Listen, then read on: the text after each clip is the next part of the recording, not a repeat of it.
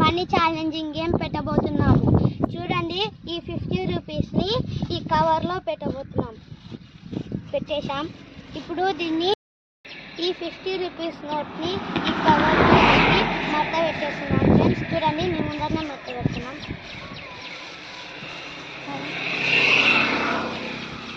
పైకి పెట్టబోతున్నాం. మీరే చూడండి, ఇక్కడ పెట్టబోతున్నాం. మేము ఇప్పుడు రాయి ఎందుకు పెట్టినామంటే రాయలకి కవర్ ఎగిరిపోతామని రాయి పెట్టాం ఫ్రెండ్స్. అది కూడా ఏదో ఈ ఆట చెట్టు పక్కన చూడండి ఫ్రెండ్స్.